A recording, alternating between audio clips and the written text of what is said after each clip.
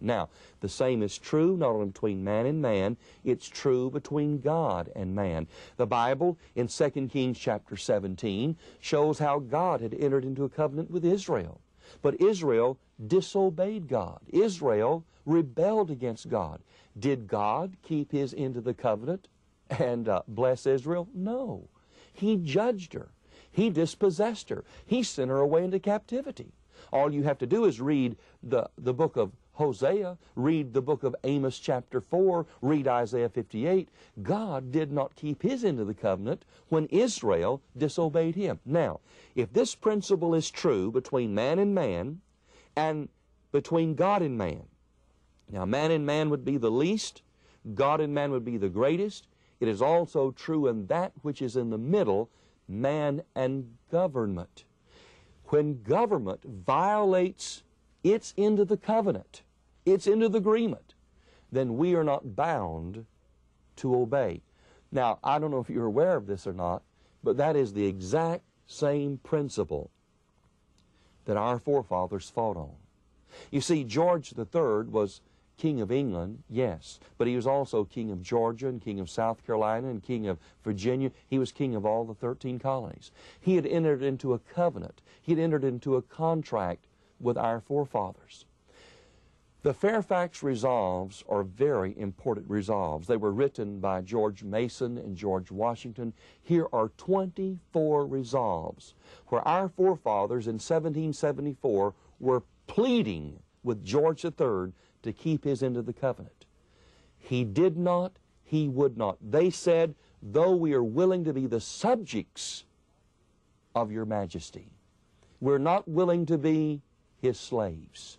And if you continue to push us, we will use every means at our disposal to keep from becoming your slaves. He went on, or they went on in the 23rd resolve. And they said how much they loved George III and how much they wanted to be dependent upon Great Britain. But they said, if you keep pushing us and if you try to make us your slaves, you need to consider there can be but one appeal. And of course that one appeal is, we will fight.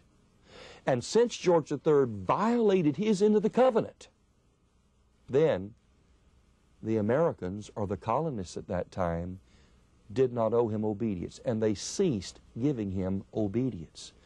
The Declaration of Independence sets forth that whenever a ruler becomes a despot, and whenever there is a series of events that are falling one upon the other that have the evident design to subjugate or subdue the people, the Declaration says it is our right, it is our duty to overthrow such a government and to establish one which will be more kindly and beneficently designed to protect us and to preserve our rights. And so that is basically the principle. But now there's another principle. You see, in biblical covenants, and listen to this, God holds both parties responsible. Now let me throw something at you.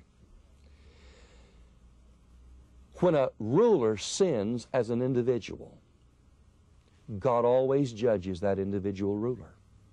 But when that ruler sins publicly, and the people do not stop him, God always judges the people with their civil ruler. Will we be judged if we allow our government to continue in its wicked ways? If there was no other verse in the Bible, this one would be sufficient. Jeremiah 15 and verse 4. The Bible says that God scattered Israel because of the sins of Manasseh, the son of Hezekiah, for that which he did in Jerusalem. Why did God send the people into captivity? For that which Manasseh did. Because Manasseh was their king. And he was wicked and vile, and everybody knew it, and no one lifted a finger to stop him. And so God judged the people with their ruler. The attitude of the average Christian and the average American is this: well, it doesn't bother me what they do. Whatever they, and they is our civil rulers, whatever they do, they'll have to answer to God. I've got news for you. Not only will our civil rulers answer to God, but we will answer to God for allowing them to do what they're doing.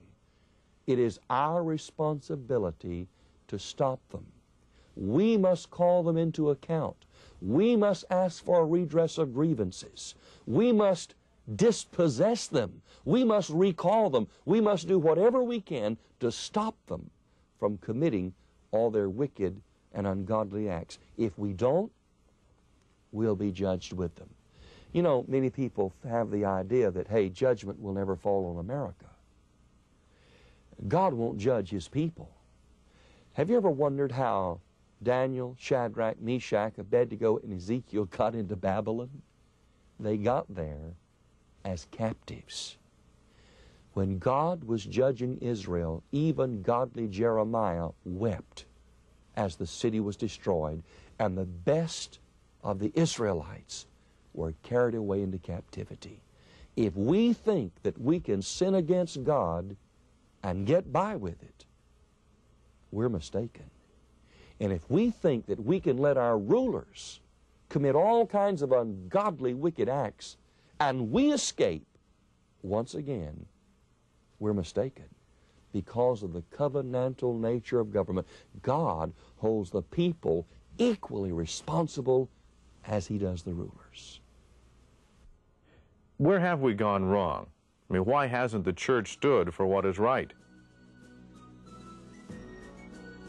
The basic response would have to be, we're never going to reclaim America until we reclaim our pastors. The pastors do not realize the authority that their office holds. There were men in the founding of America that were so hated by the British that they were the special objects of assassination. And those men were the preachers. The British referred to the preachers as the black-robed regiment. All you have to do is read books like J.T. Headley books, Christian Ministers of the American Revolution. There's another book, The Spirit of 76, American Ministers in the War of Independence. You'll find men like James Caldwell. James Caldwell was pastor of the Presbyterian Church in Elizabethton, New Jersey.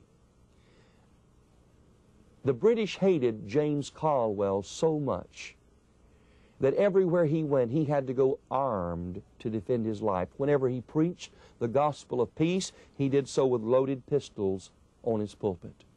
Let me show you how violently the British hated James Caldwell. A number of British troops were marching by his house, and they saw his wife Hannah through a window holding their baby.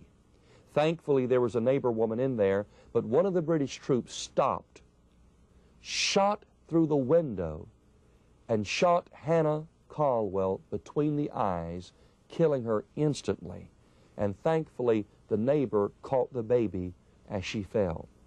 Later on, of course, James Caldwell himself was murdered by the British.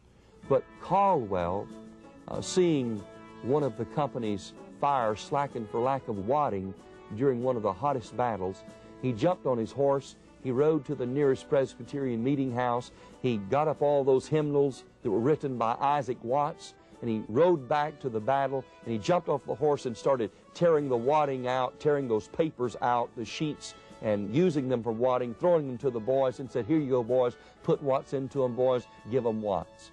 Well, here was a man who was a tremendous, tremendous pastor, and yet he was a patriot, and he was a leader in the American Revolution.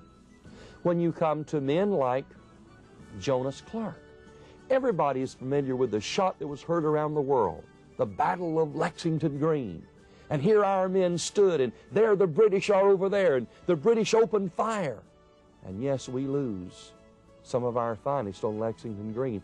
Most people never understand that their captain and leader was one Jonas Clark. Jonas Clark taught a number of the men how to fire and how to fight.